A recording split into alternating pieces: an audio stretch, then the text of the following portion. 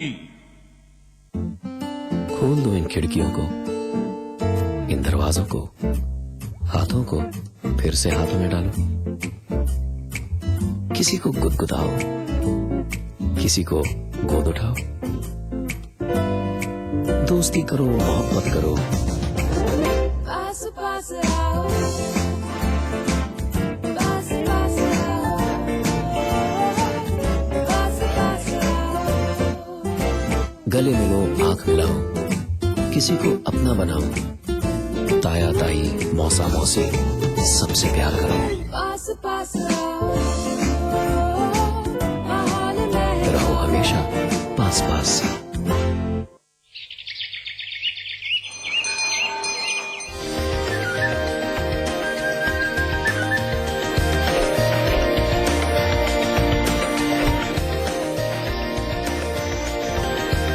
Pentagon mall Haridwar Uttarakhand का सबसे बड़ा मॉल और मल्टीप्लेक्स निर्माता सुपरटेक।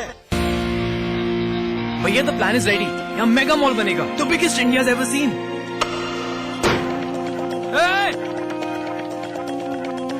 यहाँ स्टेडियम बनना चाहिए। चैरिटी के बारे में सोच रहे हैं?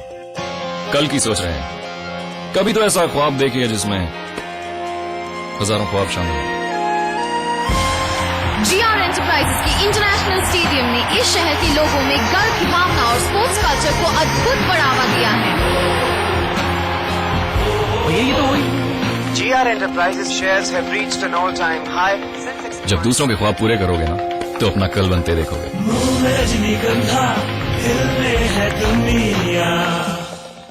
विराज कंस्ट्रक्शन प्रस्तुत करते हैं आपके शहर लखनऊ में फैजाबाद रोड पर संपूर्ण आवासीय योजना BBD ग्रीन सिटी। निर्माण कार्य तीव्र प्रगति पर। आज ही संपर्क करें।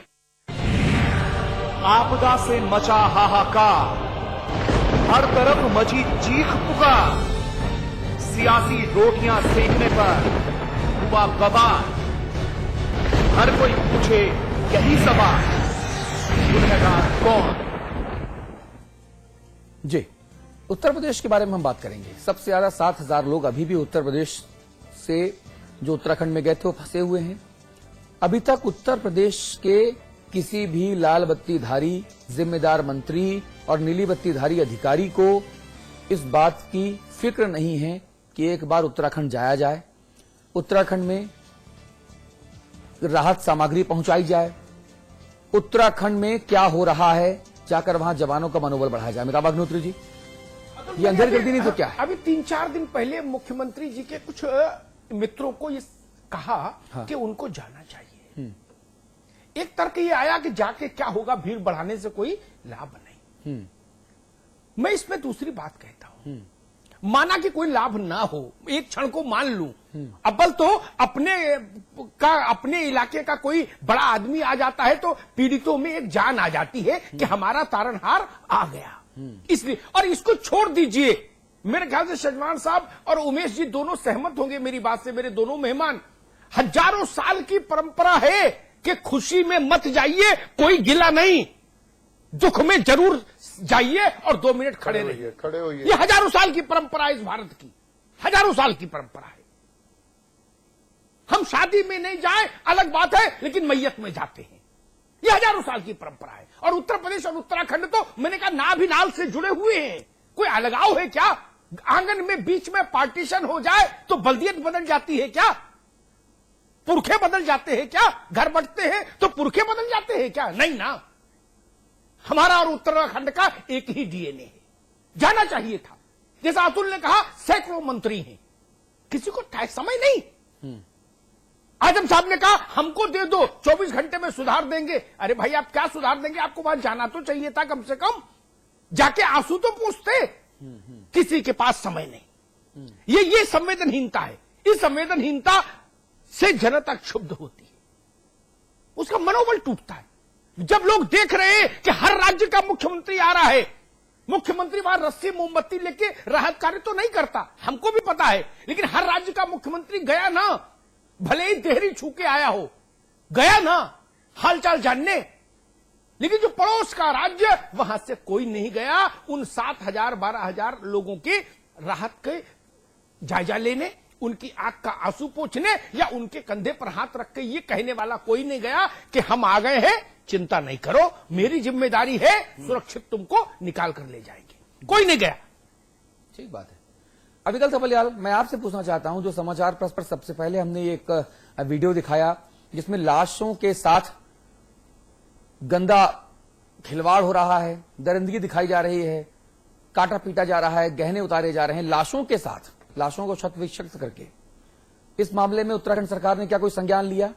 क्या माननीय मुख्यमंत्री जी की नींद टूटी?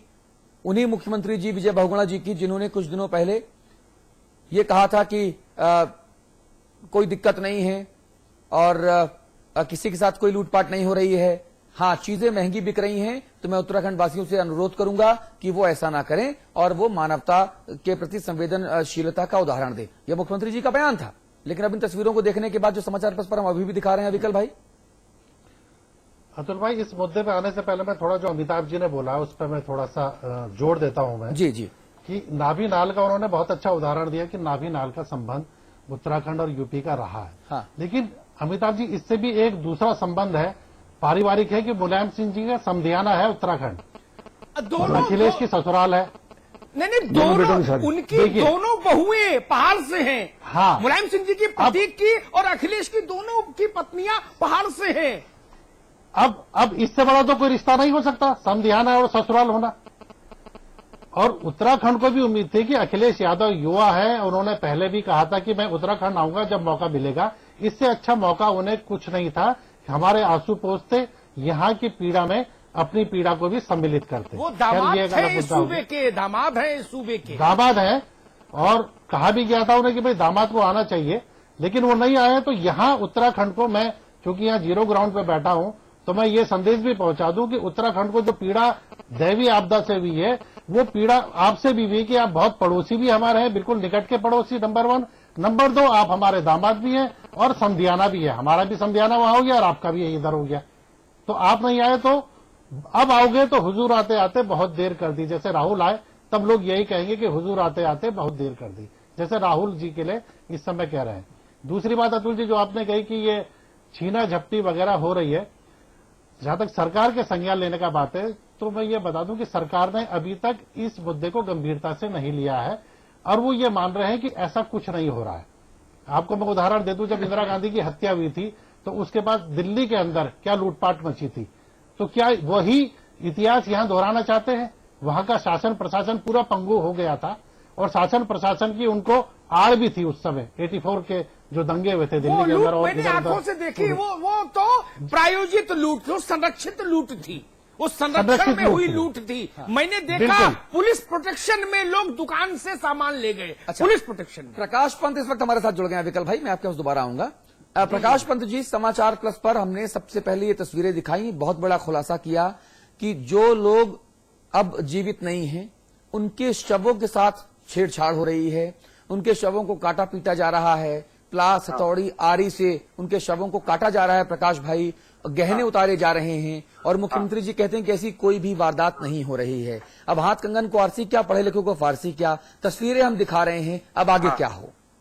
देखिए, मैं स्वयं उस स्थल पर हूँ अभी आपके गुप्तकाशी में, और उस क्षेत्र में हमें जो दशमदीप मिले लोग, जो लोग मिले कि जिन्होंने इस घटना का उल्लेख किया कि किस तरह से कुछ लोगों ने जो जंगल में भटक गए यात्री थे उनके साथ उन्होंने न केवल मारपीट की बल्कि अभद्रता की और उनसे पैसे छीने, और वो पैसे स्थानीय पुलिस ने वसूल भी किए हैं। उनके माध्यम से उनको काफी वसूली उन्होंने उनको पकड़ करके की है, जिसमें एक के पास 2 करोड़ के लगभग पैसा मिला है, एक के पास 80 लाख रुपया मिला है, और इसी तरह से 28 लाख रुपए के पास मिला है। इस प्रकार से कुल मिलाकर के ये एक बहुत शर्मनाक घटना हमारे साथ है। और में इस ओर ध्यान दे रहा है, और विशेष तौर पर इस घटना में जो नेपाली लोग वहाँ यात्रियों को ढोने का काम करते थे, वो नेपाली लोग इसमें पकड़ में आए हैं। तो ये इस तरह से कुल मिलाकर के बहुत एक कलंक उस क्षेत्र में लगा, जिसमें जो दाग लगा है वो दाग में सच्चाई में नेपाली लोग जो वहाँ वर्कर थे, काम करते थे, वो इसमें पकड़ में आए हैं। और जो चश्मदीद मिले हैं उन लोगों ने भी इस बात का उल्लेख किया है। और जहाँ तक स्थानीय नागरिकों का प्रश्न है, स्थानीय नागरिकों ने बहुत ऐसे समय में मदद की है, क्योंकि उधर यही बात हम भी कह रहे हैं प्रकाश भाई, यही बात हम भी कह रहे हैं कि उत्तराखंड में देवभूमि है और देवभूमि में अतिथि देवो भव की जो ये परंपरा है उसका निर्वहन उत्तराखंड का मूल निवासी कर रहे हैं। वो अपने अपने गांवों में रखे हुए हैं लोगों को, बकायदा उनको खाना पीना खिला रहे हैं, उनकी सेवा कर रहे हैं। अतुल जी, गौरी गांव में तो ये स्थिति थी, उनका गांव के लोगों ने अपना सब कुछ उनके लिए न्यौछावर कर दिया। 5000 लोगों को उन्होंने खाना खिलाया है। जब घर के अंदर दाना नहीं बचा तब वो लोग नीचे को उतर करके आए हैं। मतलब इतना दरिया दिली और इतनी ये कहिए कि सेवा भाव वहाँ के लोगों ने दिखाया है कि यात्री कायल हैं उस सेवा भाव के। लेकिन ऐसे समय में जिन लोगों ने ये किया है, जिन अपराधी प्रवृत्ति के लोगों ने किया है, वो उनको जो पहचान हुई है वो नेपाली नागरिकों के रूप में पहचान हुई है। ये बड़ा शर्मनाक घटनाक्रम है, मानवता पर कलंक है। जी बहुत धन्यवाद भाई प्रकाश पंत, बहुत शुक्रिया आपका। उमेश अग्रवाल जी, ये सारी की सारी जो चीजें हो रही हैं ये कहीं ना कहीं कानून व्यवस्था का डर ना होने की वजह से भी तो है। देखिए ऐसा है अग्रवाल साहब, हम लोगों ने लगातार एक बात की थी कि जब ये घटना हुई उत्तराखंड की सरकार इसको एसेस नहीं कर पाई।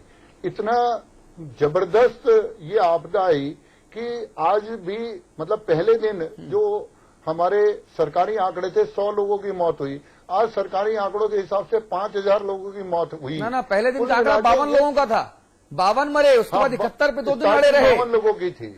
और आज 5000 लोगों का आकलन खुद यशपाल जी ने जो आपदा प्रबंधन मंत्री हैं उन्होंने आज खुद एडमिट किया है।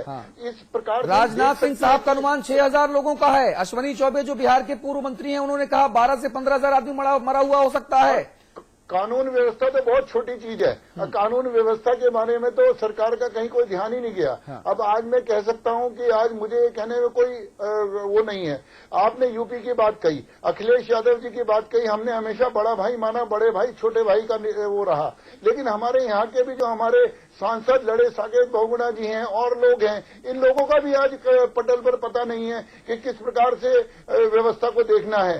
सिर्फ हेलीकॉप्टर लेके घूमने से नहीं होगा। मैं सिर्फ इतना कहना चाहता हूं कि हमारे सभी लोगों को, चाहे वो भारतीय जनता पार्टी के लोग हैं, सपा के लोग हैं, कांग्रेस के लोग हैं, सब लोगों को आज ईमानदारी के साथ इस आपदा से जूझते हुए, जो हमारे देश से लोग आए हुए हैं, जो हमारे पूरे हरियाणा से लोग आए हुए हैं, गुजरात से लोग आए हुए हैं, जहां से भी आए हुए हैं, आज मैं उन सब लोगों का बहुत धन्यवाद करता हूं। पूरे यूपी के लोगों का जो लगातार फोन कर रहे हैं कि साहब मैं 30 लाख की दवाइयां भेजना चाहता हूं, मेरे 4 ट्रक माल तैयार पड़ा है, मैं इतना पैसा भेजना चाहता हूं। गुजरात से मुख्यमंत्री जी आए, 12-12, 15-15 लोगों की यहाँ जिम्मेदारी लगा के गए, अपने पूरे IAS PCS लोगों को यहाँ लगा के गए। इस प्रकार से आने से जो व्यवस्था बनी है, हम तो इन सबका धन्यवाद करते हैं। ये भी कहते हैं कि आप लोग ईमानदारी से बगैर कोई सियासत किए, हमारा किसी से कोई हम कांग्रेस को फेल बता रहे हैं ना उसको। आज उत्तराखंड बहुत बड़ी परेशानी से जूझ रहा है और ये एक बहुत बड़ा दुर्भाग्य है। और आप लोगों का धन्यवाद भी है कि जिस प्रकार से आपने उन कफन खसोटों की बात को अपने चैनल के माध्यम से इस सरकार को झकझोरा है, यहाँ के लॉ एंड ऑर्डर को झकझोरा है। वास्तव में इसका आने वाले टाइम में बहुत अच्छा रिजल्ट। अग्रवाल साहब, हम लोग टेलीविजन पत्रकार हैं, हम लोग अग्रवाल साहब, हम लोग टेलीविजन पत्रकार हैं। हम लोग केवल बातें नहीं करते, लेकिन हम लोग अपने काम भी करते हैं। बातों से भी काम होता है और हम लोग जमीनी तौर पर भी काम कर रहे हैं। हमारे सुनिए हमारे जो एडिटर इन चीफ हैं उमेश अग्रवाल जी, अमिताभ अग्निहोत्री जी, मैं खुद अविकल भाई, हम सबने मिलकर तय किया कि हम 20 ट्रक राहत सामग्री वो उत्तराखंड में अलग अलग क्षेत्रों में पहुंचाएंगे। आज 4 ट्रक हमने भेजे हैं, 2 ट्रक पहले हमने भेजे थे। उत्तराखंड की ओर से आपका भी धन्यवाद है अग्रवाल साहब। नहीं, धन्यवाद नहीं, ये हमारी जिम्मेदारी है, क्योंकि हम इंसान हैं। और मैं बताऊं आपको, चाहे फेसबुक हो, ट्विटर हो, अलग अलग जगहों पर हमारे चैनल्स पर लगातार हमने इसको प्रमोट किया, इस एक्टिविटी को। जिन लोगों ने फेसबुक पर हमारा नंबर देख के हमें फोन किया, सबने एक ही बात कही, बहुत शर्मनाक बात है ये। उन्होंने कहा कि आप तक हम राहत सामग्री इसलिए पहुंचा रहे हैं कि हमें भरोसा है कि ये उस जगह तक, उन लोगों तक पहुंचेगी जिसको इसकी जरूरत है। हम प्रधानमंत्री राहत कोष हो, हम वो मुख्यमंत्री रिलीफ फंड हो, हम नेताओं को ये सामग्री नहीं सौंपना चाहते। ये ट्रस्ट डेफिसिट नहीं है अविकल अथपलियाल, तो क्या है ये? बिल्कुल क्रेडिबिलिटी है जी। कुमार विश्वास जुड़ गए हमारे साथ। कुमार विश्वास साहब, समाचार